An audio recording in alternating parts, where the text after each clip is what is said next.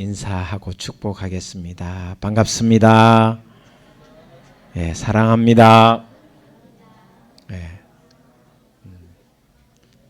한번 따라하겠습니다. 축복합니다.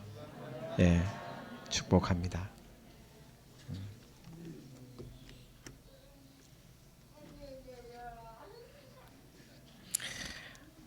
예,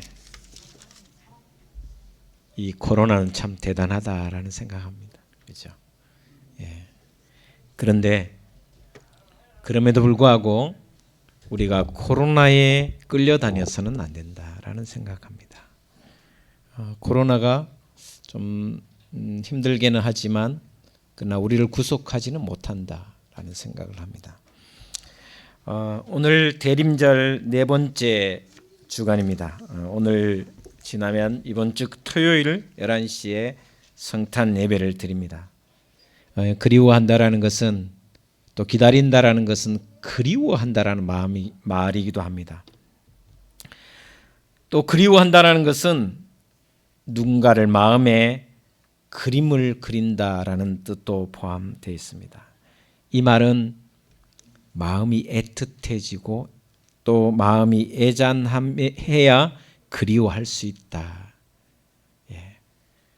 그림, 그리다, 그리워하다 다 그런 뜻입니다. 그래서 기다림은 그리움이다. 예수 그리스도에 대한 간절함, 애잔함, 애틋함이 있는 사람에게 주님은 찾아오신다라는 말씀입니다. 오늘 본 말씀은 우리가 너무나 잘 알고 있는 탕자, 허랑방탕한 탕자, 탕부 이야기입니다. 탕부라는 탕자는 다 쏟아붓는다라는 뜻입니다. 그죠? 탕자는 다 허랑방탕하게 쓰는 거고, 탕부는 사랑을 끝까지 쏟아붓는 것이 탕부 이야기입니다. 오늘 이 이야기를 통해서 우리가 대림절에 어떤 예수 그리스도를 기다려야 하는지를 한번 살펴보고자 합니다. 천천히 말씀을 한번 찾아보도록 하겠습니다. 자, 우리 13절 같이 한번 읽겠습니다. 13절 같이 읽어보도록 하겠습니다. 시작. 그 후 며칠이 안 되어 둘째 아들이 재물을 다 모아가지고 먼 나라에 가 거기서 허랑방탕하여 그 재산을 낭비하더니. 여러분 세 번 얘기나 보면 이렇게 표현했습니다. 며칠 뒤 작은 아들이 지껏 자기 것을 다 챙겨서 먼 지방으로 가서 거기서 방탕하게 살면서 재산을 허비하였다. 그렇게 표현했습니다. 여기서 보면 세 단어를 한번 주목해 봐야 됩니다. 하나는 첫 번째는 지껏 챙겨갔다. 두 번째는 먼 지방으로 갔다. 그리고 가서 허랑방탕하게 낭비했다. 이 세 가지를 한번 생각해 봅니다. 여러분, 첫 번째 둘째 아들에게는 자기 것이 원래 없었습니다. 제 것을 챙겨갔는데 지 것이 없었습니다. 누구 것입니까? 원래 아버지의 것입니다. 여러분 인생의 잘못된 지점은 어디서부터 시작이 되냐면 내 것으로부터 시작이 됩니다. 이건 내가 노력해서 또 이것은 내가 생각해서 내가 할 수 있는 힘이 있어서 이루었다고 생각할 때부터 인생이 잘못되기 시작합니다. 왜냐하면 원래 내 것은 하나님으로부터 주어지지 않으면 아버지로부터 주어지지 않으면 내 것이 될 수 없다라는 것입니다. 오늘 둘째 아들이 원래 아버지 것을 자기 것으로 챙기는 것에서부터 인생이 잘못되어지기 시작한다는 것입니다. 우리 아까 장로님 기도하신 것처럼 올해 이 2021년도도 하나님께서 우리를 축복하고 이끄시지 않으면 나는 이 자리에 있지 못하다라는 것을 고백하는 거기에 진짜가 있다라는 거예요. 내 것이 되면서부터 하나님으로부터 점점 떨어지기 시작한다라는 거예요. 내가 이루었다라는 생각으로부터 시작되면 이것이 내가 이루었다고 생각해 버리기 때문에 그때부터 인생이 꼬여지기 시작한다라는 거죠. 두 번째는 먼 지방으로 갔다. 멀리 지방으로 갔다. 멀리 지방으로 갔다는, 먼 지방으로 갔다라는 말은 다시 말하면 아버지로부터, 아버지의 집으로부터 멀리 떠났다라는 것입니다. 멀어졌다라는 것입니다. 여러분, 거리가 멀어지면 마음도 멀어지게 돼 있습니다. 여러분, 거리가 멀면 마음도 멀어지는 게 우리의 인생입니다. 아버지로부터 점점 멀리 떠나갔다라는 것은 자기의 생각, 아버지의 생각과 아버지의 관심이나 그 삶에서부터는 완전히 벗어났다라는 것을 이야기하고 있습니다. 기준이 아버지가 되어야 되는데 아버지에게서 멀리 떨어져 나갔다라는 꼬여진 인생이다라고 이야기합니다. 그때부터 어떤 일이 벌어지냐 하면 방탕과 낭비가 시작이 돼요. 여러분, 방탕이라는 낭비라는 것이 지금 둘째 아들이 아버지의 재산을 다 섰다라는 어떤 물질적인 것도 있지만, 다시 말하면 물질을 섰다라는 의미보다는 더 깊은 의미가 뭐냐면 지 생각대로, 지 마음대로, 자기가 옳다라고 생각하는 대로 살았다라고 이야기할 수 있는 것입니다. 그래서 인생에 잘못된 것은 내 것이 생기면서부터 이게 내 거라고, 그리고 아버지로부터 멀어지는, 생각이 멀어지고 관심이 멀어지는, 그러면서 거기서부터 방탕과 낭비가 이루어진다라는 거죠. 그것을 오늘 성경은 이렇게 표현해 주고 있습니다. 18절 말씀 같이 보겠습니다. 같이 읽겠습니다. 시작. 내가 일어나 아버지께 가서 이르기를, 아버지, 내가 하늘과 아버지께 죄를 지었사오니, 죄를 지었다. 뭐가 죄냐? 성경은 뭐가 죄냐 하면 도덕적인 잘못도 있겠지만 자기 것을 챙기면서부터 하나님으로부터 멀어지고 허랑방탕한 자기 생각대로 살아가는 이것이 죄다라고 이야기를 하고 있습니다. 죄라는 말을 신앙적으로 도덕적으로만 생각하지만, 그러나 오늘 그 결과물은, 죄는 하나님을 떠나 자기 마음대로 살아가는 것, 이것이 죄라고 이야기하고 있습니다. 그 결과가 14절에 결과가 뭐냐? 이렇게 표현합니다. 우리 44절을 같이 읽도록 하겠습니다. 봉독하겠습니다. 시작. 다 없앤 후 그 나라에 크게 흉년이 들어 그가 비로소 뭐 했다고 했습니까? 궁핍했다. 17절에는 이렇게 결과가 나옵니다. 같이 읽겠습니다. 시작. 이에 스스로 돌이켜 이르되 내 아버지에게는 양식이 풍족한 품꾼이 얼마나 많은가. 나는 여기서 줄여 죽는구나. 나는 여기서 굶어 죽는구나. 궁핍한 삶을 살게 되었음을 이야기하고 있습니다. 그 다음 나오는 말이 뭐냐? 나는 종살이하면서 몸을 의탁하였다. 의탁하였다.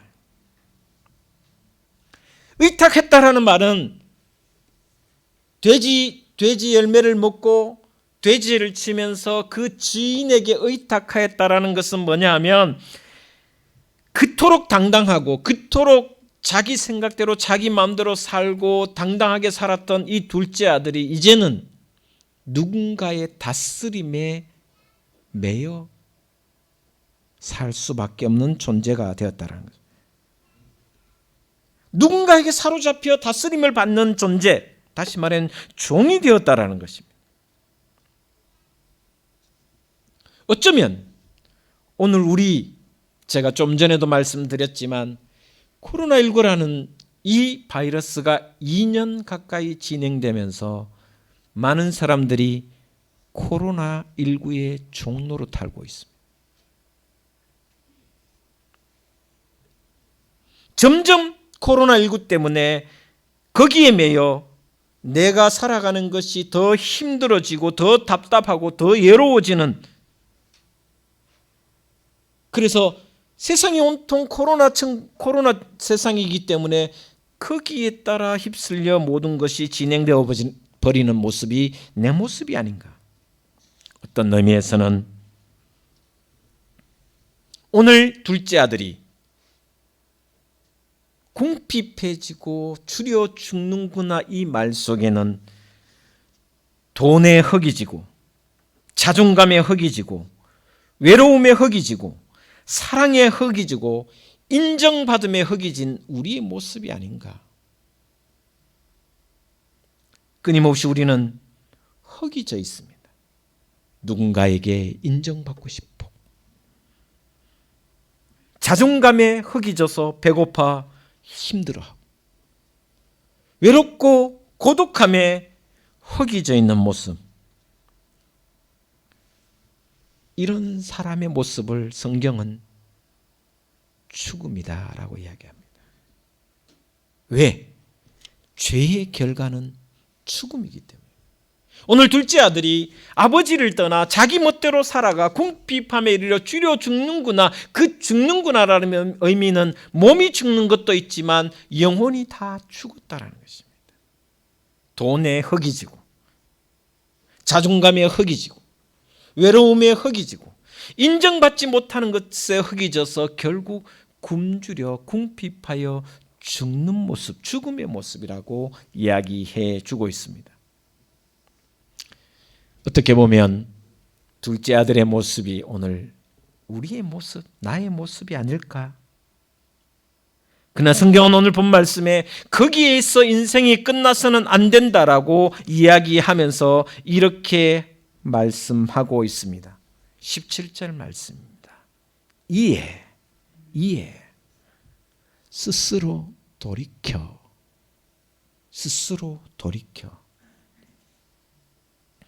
그때서야 정신이 번쩍 들었다고 말합니다.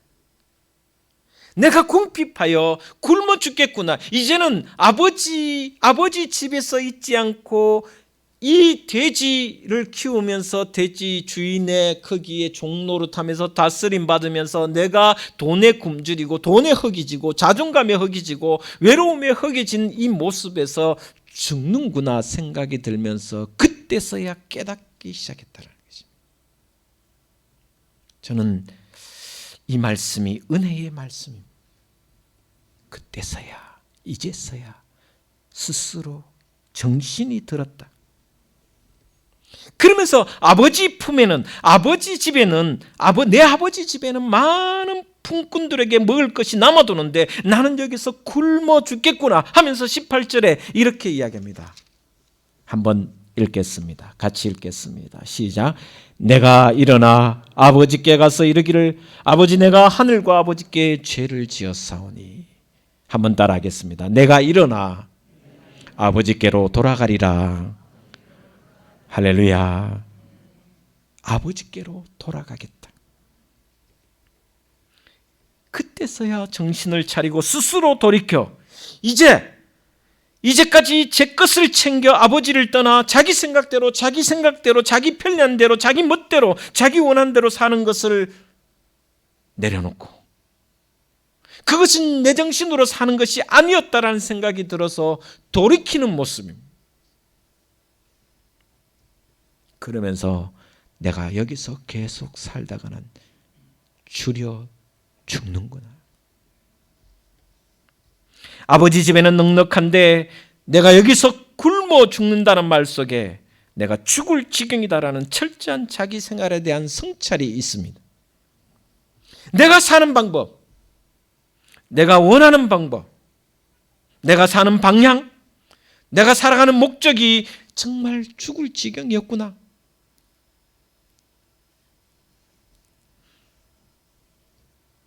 이제는 방향과 목적이 달라야 내가 살 수 있구나 생각한 것입니다. 그 기준이 바로 어디냐? 아버지 집이라는 것입니다. 그래서 아버지 집에서 사는 것이 내가 죽지 않고 생명을 얻는 것이라는 것을 확신한 이후에 이제 일어나 아버지께로 돌아가야겠다. 이것은 다시 원위치하는 것입니다.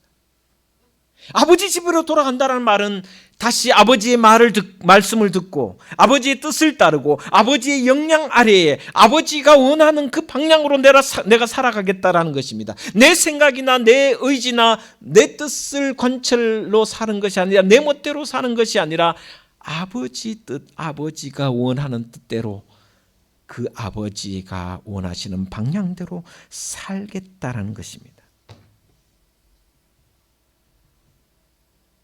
신앙이라는 것은 바로 아버지 집은 풍성하고 나는 여기서 굶어 죽는구나라는 것을 깨닫는 것입니다. 내 인생이 여기서 계속 살다가는 세상에 허기져 여기서 죽을 수밖에 없는 존재가 되니 아버지께로 돌아가야겠구나. 그래서 발걸음을 돌리는 것이 바로 신앙입니다. 이제는 아버지의 방법과 아버지가 원하는 방향과 아버지가 원하시는 목적을 따라 살아가는, 그랬을 때 내 삶이 진짜 풍족하구나. 내가 원하고 내가 좋아한 대로, 내가 필요한 대로 살아서 세상의 부족함과 모자람과 힘들고 외로움 속에 살았던 이 모습을 해결하기 위해서는 아버지 집밖에 없구나라는 것을 깨닫고 돌아서는 것이 신앙입니다. 그 결과 어떤 일이 벌어졌는지를 오늘 22절에는 이렇게 표현해 주고 있습니다. 22절 같이 읽겠습니다. 같이 읽겠습니다. 시작. 아버지는 종들에게 이르되 제일 좋은 옷을 내어다가 입히고 손에 가락지를 끼우고 발에 신을 신기라. 할렐루야. 아버지 집에 돌아가니까 아버지께서 가장 좋은 옷을 입혀라. 손에 가락지, 반지를 끼워주라. 신을 신겨라. 여러분, 둘째 아들이 세상에서 자기 멋대로 살았을 때 궁핍과 굶어 죽을 형편이었습니다. 그래서 결국 그는 둘째 아들은 늘 자존감 없이 살았고 무력감에서 무능함에 아픔 속에 외로움에 살았습니다. 그런데 하나님께서 아버지 집에 돌아오는 그 둘째 아들에게 옷을 입히라고 말씀하시는 내용이 뭔가? 우리의 낮은 자존감을 아버지가 옷을 입혀줌으로 자존감을 높여줘. 우리의 무력하고 우리의 연약함을, 우리의 외로움을 아버지가 옷을 입혀주어 나의 모든 외로움과 아픔을 치유해 주는 것입니다.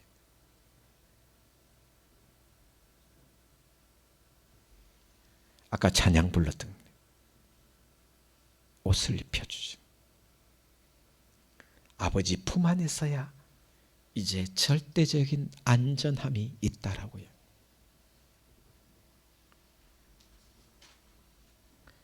손에 가락지를 끼우는 것은, 반지는 신분을 상징하는 것입니다.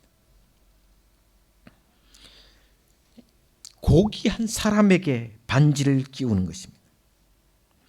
사람에 매여서 이리저리 돼지를 치면서 종이었던 사람을 높이 세워 이제는 존귀하게 해주는 장면이 바로 손에 가락지를 끼우는 장면입니다. 여러분, 신발은 사람을 보호해 주는 것입니다. 여러분, 사람을 보호해 주는 게 신발이죠. 상한 감정, 상한 심령, 피곤하고 또 힘들게 살았던 인생 사례를 보호해주고 덮어주는 것이 신발입니다. 여러분, 아버지 품은 옷을 입혀주는, 가락지를 끼워주는, 신발을 신겨주어 절대적인 은총과 평안함이 있는 줄 믿으시기를 주의 이름으로 축원을 드립니다. 그러면서 마지막으로 하시는 말씀이 있습니다. 23절 같이 읽겠습니다. 시작.